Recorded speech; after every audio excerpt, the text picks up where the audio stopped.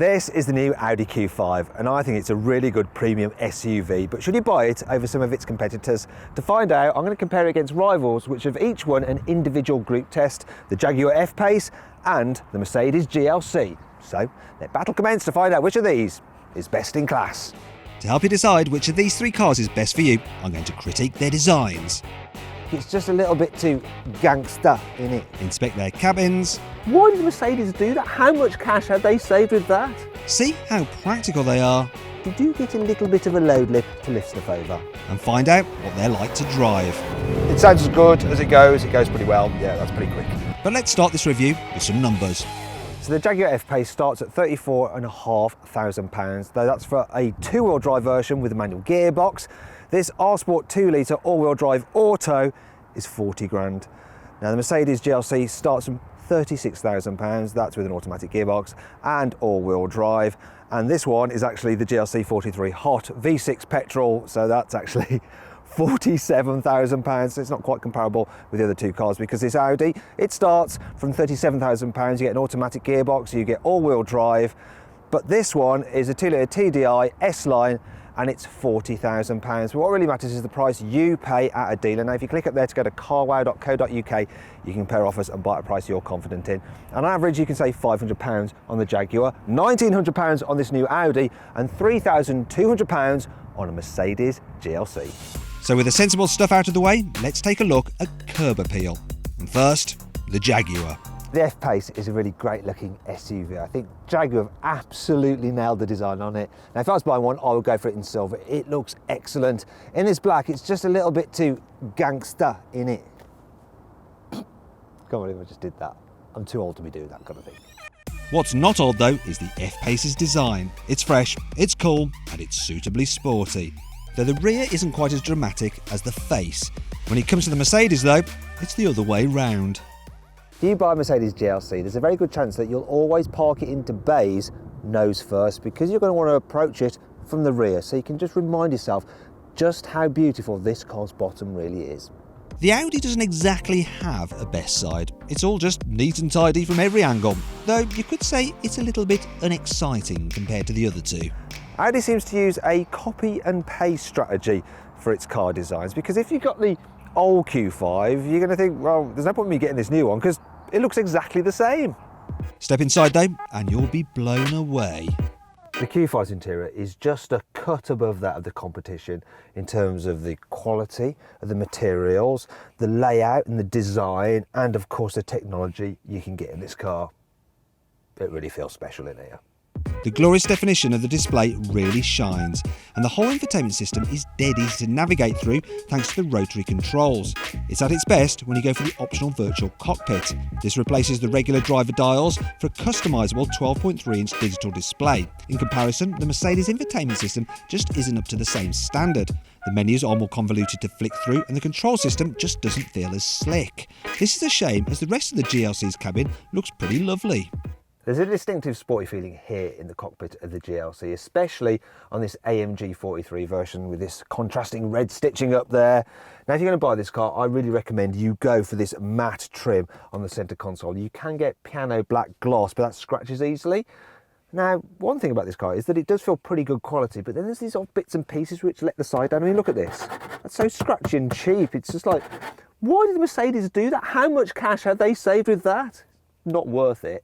It's little things like this which stop the GLC feeling quite as posh as the Q5 on the inside, even though it does feel more racy. And that brings us on to the F-PACE. I really love the seating position in this car. So you've basically got the best of both worlds.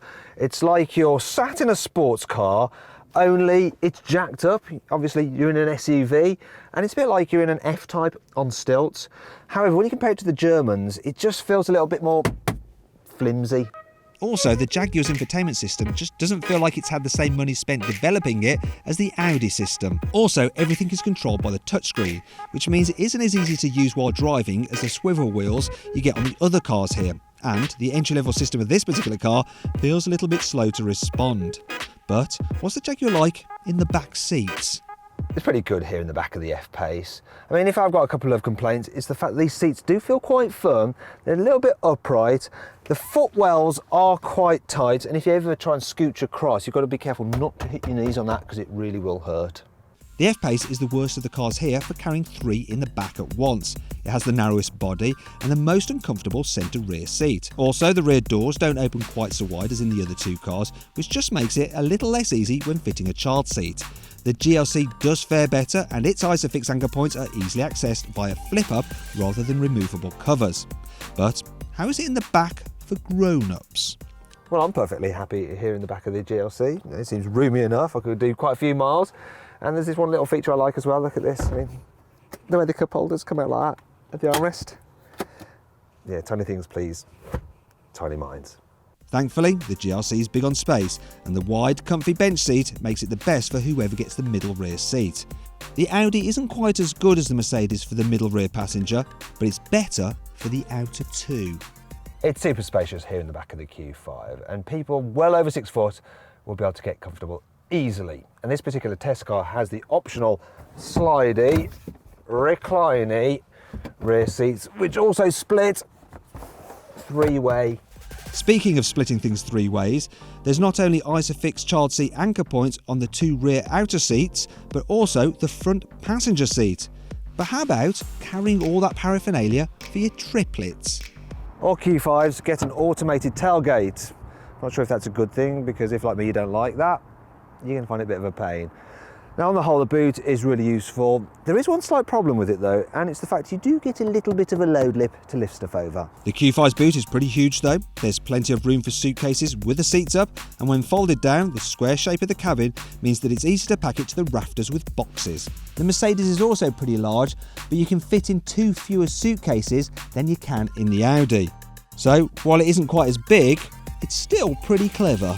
Some cool features on this GLC's boot. For instance, the parcel shelf will fit underneath here. Mercedes give you a handy little box for, I don't know, what, your fruit and veg. And I like how you can fold the seats down electrically, just at the press of a button. In terms of in-car storage, the Audi and the Mercedes are really impressive, and the Jaguar, well, it's okay. However, neither of the 2 German cars can compete with the Brit for outright load carrying capacity. This car's boot is absolutely blooming huge, and if you don't have a spare wheel, there's loads of space under there as well. It's actually got the biggest boot out of the 3. One thing that I don't like about it though is the fact that you've got one of these kind of hatchback style parcel shelves rather than a retractable one like you get in the other 2 cars. Crummy parcel shelf aside though, the Jag is easily the best for carrying big stuff, swallowing more boxes and suitcases than either of the other 2 cars. But does the F-PACE feel rough on the road? It's clear what Jaguar's intention was with the F-PACE. They wanted to make an SUV that felt just as sporty as its saloon cars, and they have done exactly that. So yeah, you compare it to the other 2 and it's easily the most fun on a twisty road. However, the trade-off is that it's the least fun for everyday driving, especially through town over bumps, because in order to make the car handle so well, it does have quite firm suspension, so it bounces a bit more over bumps and potholes and speed humps. Also, it seems to be the noisiest as well. It doesn't seem as well insulated as the Germans, so it's just not quite such a relaxing cruising machine. Another thing to note is the engine. So the diesel engine is pretty good, but it can seem a little bit rough at times. I do like the automatic gearbox though. It's pretty slick and quick to respond when you need it to. In terms of the visibility, well, huge blind spot there, and the back window is pretty blooming small. So parking in tight spaces, you're going to have to rely on those parking sensors and cameras and stuff. So the Jaguar feels really sporty for an SUV, but the Q5 takes a different approach. Now the Audi Q5, it might not be the most thrilling SUV to drive, but does that really matter? Think about what people want who buy these kind of cars, and it fulfills its brief brilliantly because it's comfortable, it's easy to drive, it's very, very quiet. I mean, there's no wind noise at all. In fact, because there's no wind noise, then you start to pick up on the tyre roar, though I don't think it's any worse than in the other cars. In fact, it's probably slightly better. And on the whole, it's just a lovely companion. Great over long journeys, great round town. The engines are all very, very good. You get an automatic gearbox with every model, and it's slick and smooth. 4-wheel drive as well, quattro, gives you plenty of grip. it's really hard to fault this car. You know, I feel like I need to do my job properly, be a critical motoring journalist, but in terms of the driving experience, really the only thing that's wrong with it is that, yeah, it could maybe be a bit more sporty, but really, who cares? Just like the Q5, the GLC is all about the comfort, but does it play this game as well as the Audi? The GLC is a car that is designed primarily with comfort in mind, and on most models, yeah, it just floats around nice and soft. It doesn't particularly perform brilliantly in the corners. I mean, it doesn't fall off the road or anything like that, but it never feels sporty. Now this one does though, a little bit, because it's the AMG 43 version. So you've got a 3-litre twin turbo V6 petrol engine with around 370 horsepower, and it sounds as good as it goes. It goes pretty well. Yeah, that's pretty quick. However, most people are going to go for the 2.1 litre diesel, and that engine is punchy, economical, but it is a bit rattly compared to that you get in the Audi.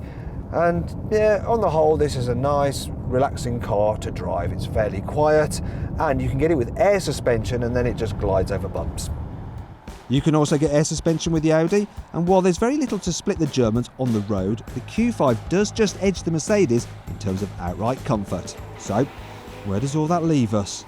Well, the Jaguar, I mean, it looks great. It's really sporty to drive. The downside of that, though, is that the suspension is a bit on the firm side for an SUV. That's not a criticism you level at the comfortable Mercedes, which also looks great, though it could do with being a little bit more dynamic. That's where the Audi comes in. It's a happy midpoint between those two cars in the way it drives. Plus, it's super practical. It's really well made. It's packed full of the latest technology, and overall, it just feels the most expensive of the three to travel in, and that's why it wins this test.